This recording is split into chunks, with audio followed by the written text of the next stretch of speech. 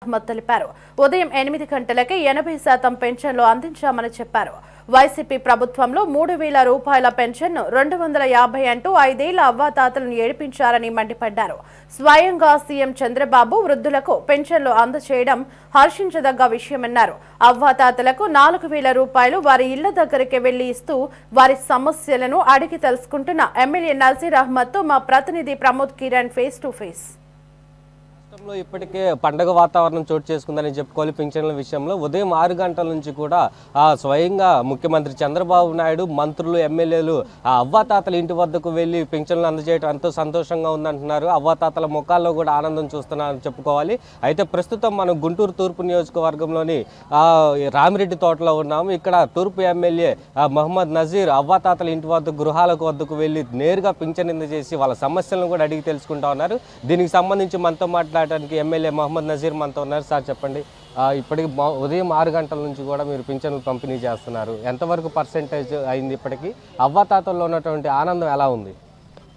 ఎలక్షన్లప్పుడు పెన్షన్లు ఇవ్వడానికి కొద్దిగా లేట్ అయినప్పుడు ఆనాడు అధికారంలో ఉన్నటువంటి జగన్మోహన్ రెడ్డి గారి ప్రభుత్వం కేవలం వాలంటీర్ల వ్యవస్థను ఆపడం వల్లే ప్రజలకు 1వ తారీఖున పెన్షన్లు అందించలేకపోతున్నామని చెప్పి బుకాయించినటువంటి పరిస్థితులు ఈరోజు చేసి చూపించాం. సెక్రటరియట్ స్టాఫ్ని పెట్టి, ప్రభుత్వ ఉద్యోగస్తులను పెట్టి ఇంటింటికి 10 గంటల లోపల 80 నుంచి 90% పూర్తి చేసినటువంటి పరిస్థితులు. అంటే జగన్మోహన్ రెడ్డి గారి మాటల గారిని ప్రజలు ఈరోజు పూర్తిగా తేటతెల్లం అవుతున్నటువంటి పరిస్థితులు. ఆయన చెప్పేటువంటి కొంటి సాగులు కానీ, అబద్ధాలు కానీ రాష్ట్రంలో ఉన్నటువంటి ప్రజలందరూ కూడా అర్థం చేసుకున్నారు. 95% ఈరోజు రాష్ట్రంలో 65 లక్షల మంది పెన్షన్ హోల్డర్లు ఉంటే వాళ్ళందరికీ కూడా ఉదయాన్నే 10 గంటలకి 1వ తారీఖున 95% ఇచ్చినటువంటి ఘనత ఎన్డీఏ కూటమి ప్రభుత్వానిది.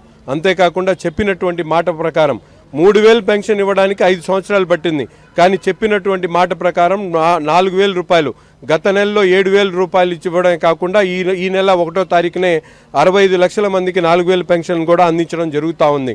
నిబంధనల పేరుతో కరెంటు బిల్లు ఎక్కువ వచ్చిందనో, లేకపోతే ఒక ఆటో కొన్నాడనో, లేకపోతే ఇంట్లో ఫ్రిడ్జ్ ఉందని చెప్పో పేదవాళ్ళకి పెన్షన్లు ఎగ్గొట్టేటువంటి ప్రక్రియ గత ప్రభుత్వంలో జరిగితే ఈరోజు వెతికి ఎవరు అర్హులు ఉంటారో, ఎవరి నిబంధనల ప్రకారం ఎవరికైతే ఇవ్వగలుగుతామో అటువంటి వాళ్ళకి పెన్షన్లు ఇచ్చేటువంటి కార్యక్రమాన్ని శ్రీకారం చుట్టాం.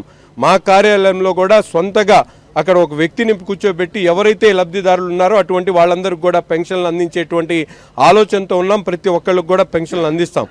వైసీపీ కూటమి ప్రభుత్వం అధికారంలోకి వచ్చిన వెంటనే వైసీపీకి సంబంధించినటువంటి కొంతమంది మద్దతుదారులు ఎవరైతే ఉన్నారో వాళ్ళు పెన్షన్లు తీసేస్తున్నారని కూడా వైసీపీ నాయకులు ఆరోపిస్తున్నారు. దీనిలో ఎంతవరకు వాస్తవం ఉందంటారు? అదే చెప్తా ఉన్నా, 65 లక్షల మందికి పెన్షన్లు ఇచ్చాం. పోయిన ప్రభుత్వంలో 62,30,000 మందికి ఇస్తే ఈ ప్రభుత్వం ఏర్పడ్డ తర్వాత 64 లక్షల మంది, అంటే కొన్ని పెండింగ్ ఉన్నటువంటి కార్డులు కూడా ఇవ్వడం జరుగుతూ ఉంది. అంటే సంఖ్య పెరిగిందా తగ్గిందా దాన్ని బట్టే అర్థమవుతుంది. పెరిగితే తీసినట్ట పెరిగినాయి కదా, పెన్షన్లన్నీ పెరిగి ఇస్తా ఉన్నాం. ఇంకా రాబోయే రోజుల్లో ఇంకా అవసరమైన కూడా తీసుకుంటాం. పేద ప్రజలకు ఉపయోగపడే ఆరోగ్యశ్రీ కూడా కూటమి ప్రభుత్వం అధికారంలోకి రాగానే పేద ప్రజలకి నిర్లక్ష్యంగా వ్యవహరిస్తున్నారు. పేద ప్రజల పట్ల వీరి ఆరోగ్యానికి ఎవరు భరోసా ఇస్తారంటూ కూడా నిన్న మాజీ మంత్రి విడదల రజనీ కూడా కొన్ని ఆరోపణలు చేశారు పెద్ద ఎత్తున. దీన్ని ఎలా చూడొచ్చు? ఆరోగ్యశ్రీ కార్డు ఎక్కడ కూడా తీయడం జరగలేదండి. ఆరోగ్యశ్రీలో కొన్ని ప్రత్యేకమైనటువంటి 1300 నుంచి 1400 రకాలైనటువంటి వ్యాధులు కానీ ట్రీట్మెంట్స్ కానీ జరుగుతూ ఉన్నాయి.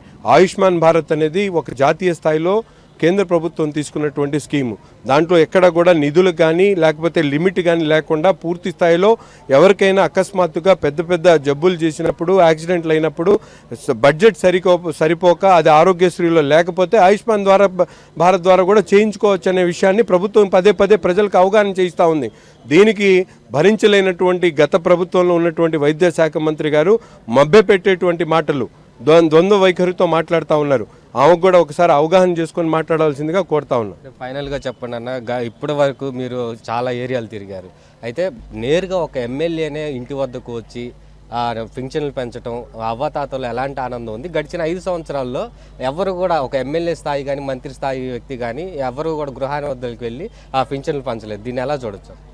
ప్రభుత్వం చంద్రబాబు నాయుడు గారు సొంతగా ఆయనే ఒక ముఖ్యమంత్రి స్థాయిలో ఇంటింటికి తిరిగి పేదవాడి దగ్గరికి వెళ్ళి వాళ్ళ కష్టాలు, నష్టాలు, బాధలు తెలుసుకొని వాళ్ళకి పెన్షన్లు అందించి వాళ్ళ ముఖాల్లో కనిపిస్తున్నటువంటి సంతోషాన్ని ఆస్వాదించేటువంటి పరిస్థితులు ఈరోజు కనిపిస్తూ ఉన్నాయి. ఎక్కడికి వెళ్ళినా కూడా వాళ్ళందరూ 2 చేతులు ఎత్తి చంద్రబాబు నాయుడు గారికి ధన్యవాదాలు తెలుపుతూ ఉన్నారు.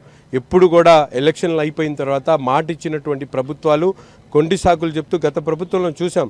3,000 ఇస్తారని చెప్పి 5,000 200 పెంచి పేదవాళ్ళని ఎంత నరకేతను గురి చేశారో మనందరం కూడా చూసాం. కానీ ఈరోజు ఎన్ని కష్టాలున్నా, ఎన్ని అప్పుల్లో ఉన్న రాష్ట్ర బడ్జెట్ ఎంత లోటులో ఉన్నా కూడా పేదవారికి మాట ఇచ్చాం. వికలాంగులకు, వితంతువులకు, వృద్ధులకు చెప్పినటువంటి మాట ప్రకారం 4,000 రూపాయల పెన్షన్ మొదటి నెల నుంచి ఇవ్వడం జరుగుతూ ఉంది. ఇది పూర్తిగా చూసుకుంటే గడిచిన వైసీపీ ప్రభుత్వం ఇప్పుడు ఇన్నాళ్ళు కూడా 250 పెంచుకుంటూ కూడా 3,000కి ఇవ్వడానికి 5 సంవత్సరాలు పూర్తిగా కష్టపడిందని చెప్తున్నారు. అయితే ఎవరైతే తూర్పు ఎమ్మెల్యే మహమ్మద్ నజీర్ ఉన్నాడో ప్రతి ఇంటికి వెళ్ళి ఆ పెన్షన్లు పంచడంలో కూడా ఎంతో సంతోషంగా ఉంది. వాళ్ళ కష్ట సుఖాలు కూడా తెలుసుకోవడం ముఖ్యమైన ఉద్దేశం అంటూ కూడా చెప్తా ఉన్నారు. అయితే దీనికి సంబంధించి ఇప్పటికే గుంటూరు తూర్పు నియోజకవర్గ పరిధిలో 90% పెన్షన్లు కూడా పంపిణీ చేసినట్లు కూడా మహమ్మద్ నజీర్ తెలిపారు. కెమెరామెన్ షణ్ముఖతో ప్రమోద్ కిరణ్, సిటీ న్యూస్ 24/7 గుంటూరు.